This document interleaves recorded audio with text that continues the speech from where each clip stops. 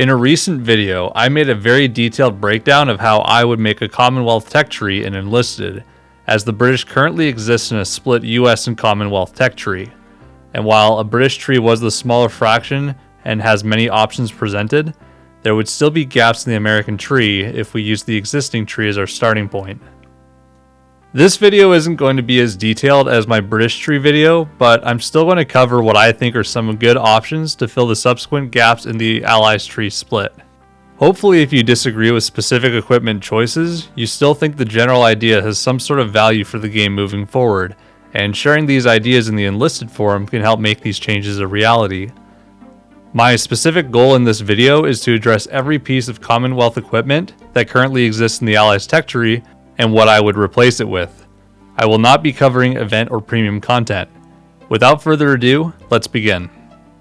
Starting with the rifles, the Enfield M1917 was used in World War II by non-primary American and adjacent forces in limited numbers, but the Enfield P14 wasn't. The rifle is replaced by a non-sniper variant of the M1903A1 Springfield at BR1. Since it has a more pistol-style grip, the ergonomics of the weapon is improved compared to the previous M1903 Springfields, and the stats would reflect this. At BR2, the Commonwealth takes the Ross Mark III, the SMLE, and the Lee Enfield, meaning we need at least a couple of rifles to fill in BR2, ideally with the maintained ADS feature. A non-sniper variant of the M1903A3 can be found as the first BR2 bolt-action rifle, and I would give this comparable stats to the German pre-war Kar 98K. The second rifle that I would add here is the Winchester Model 70, which was used in decent quantities within the Pacific by the United States Marine Corps. A very smooth weapon, it would have the maintained ADS feature shared with the SMLE and the Lee Enfield, with other stat bonuses to accommodate for the comparatively smaller magazine. Now, if we wanted something with an advanced action like a lever or straight pull, there are some options that didn't see service in World War II, but are nonetheless military rifles of the US military. First of these is the straight pull action Winchester M1895 Lee Navy. This fires the 6mm Lee Navy, which, depending on the loading, would have a muzzle velocity between 780 and 1000 meters per second. If this wasn't confusing enough, there's also the Winchester M1895 lever action rifle. We all know of the rifle with this name in the Soviet tree, but this would be variant chambered in 3040 Krag. This rifle also, unfortunately, wouldn't have the stripper clips to reload with, so despite maintainable ADS, the reload speed would be undesirable. Outside of the weapons I've discussed here, what do you think would make sense for an American BR2 bolt-action rifle to compete with the newly absent Lee Enfield? Let me know in the comments. Moving on to semi-automatics, we can give the American tree an M1 or M1A1 carbine with a 30-round magazine at BR3. This would be directly comparable to the German VG-15. In addition, something that I've mentioned in my M1 Garand video was the gas trap and gas port variants of the M1 Garand, and how I would differentiate these two weapons to give the US tree a BR3 and BR4 on-block semi-automatic rifle. As I've stated previously, while an 8-round semi-auto at BR4 is somewhat underwhelming, this can be compensated for with a higher base damage at 16.8, good ADS speed, and a fast reload speed. Think of this as the semi-automatic analogy to the 39M Corrali SMG, which also has comparable strengths and drawbacks to its contemporaries at BR4. If there absolutely had to be a 10-round detachable magazine option, I believe the Johnson Type V or M1938 is the most appropriate option. Unlike the Type R or M1941, this was the version with a detachable 5 or 10 round box magazine prior to the requirement for an internal magazine causing the change in the weapon's design. Finally, let's talk BR5 sniper rifles. The aforementioned T20E2 with the M81-82 scope would be the perfect analog to the Sniper FG42-2 and Sniper AVS-36 for obvious reasons. Now let's move on to SMGs. The American tree loses the Sten Mark II, but I think the M50 Rising and M3 Grease Gun are enough for BR1 SMG selections of the American tree. However, since the tree loses the Lanchester and Owen Mark I at BR2, we need some substitutes there. I believe that the best replacements are the following. First, the UD M42, which saw use by the OSS in Europe. While it does exist as a premium squad weapon, the same weapon could be used in the tech tree, but without the Siamese twin magazines. Ideally, the dual magazine speed reload mechanic could be adapted to the premium SMG in wake of this weapon being added to the tech tree. The second SMG is the M1928A1 Thompson with a 20-round magazine. It gets the same great stats as the BR3 and 4 variants with 30 and 50-round magazines, but at this lower battle rating. And as a final note, I would consider moving all of the 30-round Thompsons to BR3. Now let's talk machine guns. The entire BR2 LMG roster has sailed across the Atlantic, so we need at least one substitute. I personally think the best option is the M1941 Johnson LMG at BR4, but tuned to a more reasonable 450 to 500 rounds per minute. Multiple weapon handbooks indicate this more reasonable rate of fire, as does archival footage. If this isn't sufficient, then I would recommend the M1918A1 and possibly even the M1918A2 to be down tiered to BR2 as well, with nerf stats, especially to sprint speed and ADS speed. The M1918 was an automatic rifle shoehorned into the LMG role in World War II, which could easily reflect in the stats of the modified variants, while the M1918 can keep its spry and unencumbered characteristics. As for the high tiers, let's be serious. The M1919A6 is just not suitable at BR5. I don't care that it has a 100 round belt. 500 rounds per minute with any degree of recoil and dispersion buffs just won't perform well against an MG42-100 or Type 100 MG. Move it to BR4, so BR4 doesn't have a machine gun that's penalized by an unfun prone or bipod only gimmick, and add a 100 round variant of the AN/M2 Stinger to the tech tree. The existing Event Stinger has 200 rounds, and while the model has a 100 round box, the developers could easily make a 200 round model and swap them accordingly. Otherwise, select a prototype like the T23E3, also known as a time-traveling FN Mag, but 15 years earlier. Moving on to utility and anti-tank equipment, let's start with the Boys AT rifle. It was used by American troops in the Pacific, but let's differentiate this version from the British one. More specifically, the Americans used the Canadian-manufactured Boys AT Rifle Mark I Star. This weapon is different due to a modified muzzle brake, as well as simplified sights, the monopod being replaced with a Bren bipod, and reinforcing the butt padding with rubber. And yes, it would get the improved armor penetration using tungsten core ammunition as well. We also need to replace the British 2-inch mortar. I think the best solution for this is to down tier the 60mm M2 mortar to fill this gap, as well as reduce its rate of fire and explosive radius. We'll talk about its high tier replacement momentarily. Moving on to BR2, the Piat will be replaced by the M18 recoilless rifle, which saw some limited use at the end of the war. It would also have the same 76mm penetration as the M1 bazooka, with two distinct differences. The upside is that it has a much higher muzzle velocity at 370 meters per second and gets a telescopic 2.8 power scope to increase its effective range. The main downside, though, is that the projectile it fires has less explosive filler than the bazooka, meaning your post-penetration damage is less and the weapon relies on accurate hits for its effectiveness. Nevertheless, you still get some anti-tank variety. Now, the M9A1 isn't getting replaced, but the muzzle velocity is too high.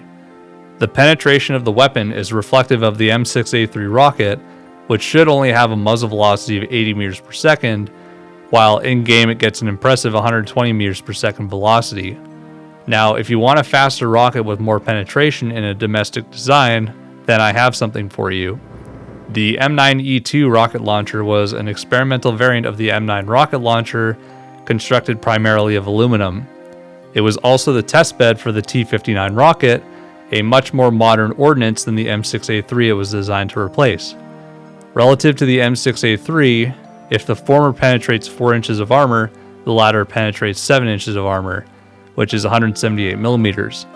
Now, I don't remember the source of the 127 millimeters of penetration for the M6A3 that it currently has, but using some quick math, it seems the T-59 in-game would penetrate up to 222 millimeters of armor if we multiply 127 millimeters by 7/4.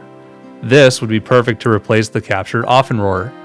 However, even I'm a little skeptical of this value, and I have something else to offer.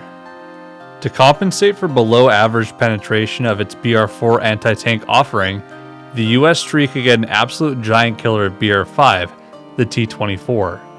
This thing is a precursor to the Super Bazooka that is often discussed on the forums, but is a 3.25-inch launcher instead of the latter 3.5-inch. Like the often referenced 11 inches of armor penetration of the Super Bazooka, the T-24 also launched a non-rotating Comp B heat rocket.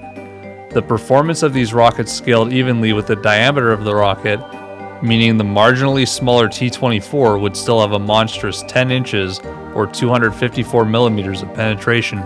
The rocket should have comparable velocity to the Super Bazooka's T-80/M28 rocket at 102 meters per second. All of this to say, if 178 millimeters of penetration with the M9E2 doesn't suffice with replacing the Offenrohr, then 254 millimeters at BR-5 should definitely suffice. With how strong the Tiger II-H and Ho reproduction are from the front, especially at range, this would be asymmetrical balance that kind of evens things out. What are your thoughts? Moving on to vehicles, at BR-1 tanks, the A-13 Mark II gets replaced with the M22 Locust.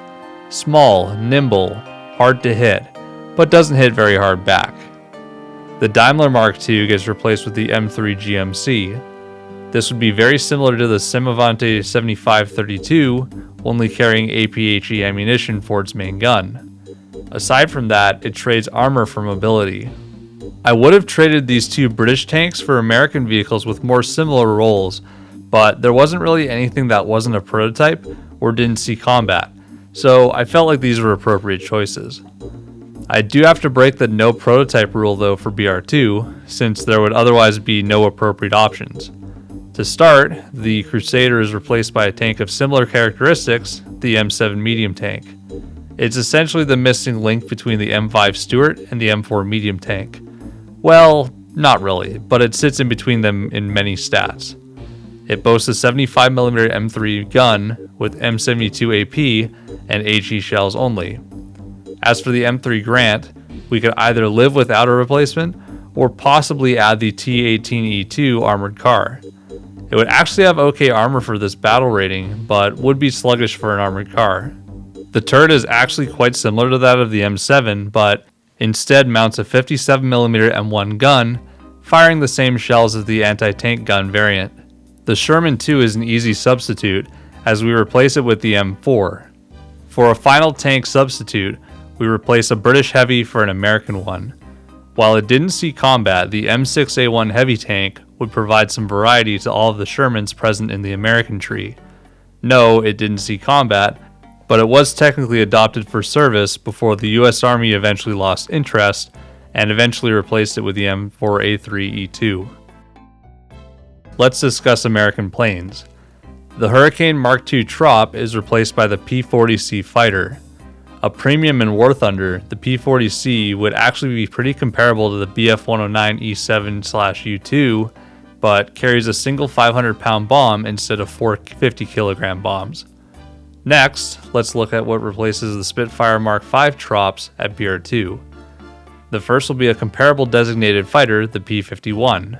It boasts the same 420mm Hispanos as its British counterpart, but it trades maneuverability for a faster top speed and better climbing. The other new plane is the P-39Q-5. This plane would essentially be a BR2 analog to the infamous Yak 9K, but a tech-free plane at BR2. It would rely on its 37mm M4 cannon and 4 12.7mm machine guns, as it would not have suspended armament in this configuration. Replacing the Beaufighter Mark X at BR4 would be the P-61C1 Black Widow. With a great top speed, 4 20mm AN M2 cannons, 4 12.7mm machine guns in its defensive turrets, and 4 500-pound bombs, it provides a similar but different alternative to the A-20G-25. Finally, let's talk about some BR-5 jets. With the Meteor getting scooped, let's replace it with the YP-80A, which is the variant of the F-80 that was flying in Italy in February and March of 1945 as a reconnaissance aircraft. This would essentially have the same characteristics as the premium F-80A5 premium aircraft. However, if the developers wanted something different, the best option in my opinion is the Bell XP83. While a little bigger and beefier, the first XP83 prototype from early 1945 mounted 6 50 cal M2 machine guns in the nose and could also carry 2 1,000-pound bombs. Interestingly, the second prototype had 6 50mm T-17E3 machine guns mounted in the nose, but this was built in late 1945, just barely post-war. Last, let's cover pistols and buildable equipment. We lost 2 revolvers in the Enfield and Webley, but we still have the Smith & Wesson and Colt revolvers for initial unlocks, so we'll keep it at that. As for BR2 pistol unlocks, I introduced 2 new weapons. The first is the Colt M1903, which is an officer's pistol in 32 ACP. It has a fast rate of fire, but low damage. The second option would be the Colt M1911. Unlike the existing M1911A1, this one mostly fires a little bit slower. As for BR3 pistol unlocks, the US tree still gets the Colt M1911A1, with the other option being a bit more interesting. The 30 carbine Smith & Wesson M1 revolver has the downsides of a revolver, but it packs quite a punch. High damage, high velocity, but each round has to be loaded individually. I would have offered some sort of high capacity 9mm pistol here, but I couldn't find one that wasn't just a Browning high power. As for buildables, the machine guns are the same, as is the AA gun. Both the Americans and British use the Oerlikon AA guns, though the British could possibly get the Polston instead. And for AT guns, the Americans could either get the 3-inch gun M5, which saw service at the end of the war, or the experimental 90mm T5E1 gun carriage, which mounted a 90mm M3 gun. This gun is far more comparable to the 17-pounder in terms of penetrative performance, but the HE shell is larger and it also didn't see service. And that's how I would fill the gaps in the American tree if my proposed British tree actually was approved and created in Enlisted. If you liked this video, please make sure to like, comment, subscribe, and hit the notification bell for future uploads on suggestions and ideas for Enlisted, as well as other video game essay content. If you want to check out the British tree suggestion, which covers every weapon and vehicle type at every battle rating, please click the suggested video on the screen now. Thanks so much, stay awesome, and I hope you have an amazing day.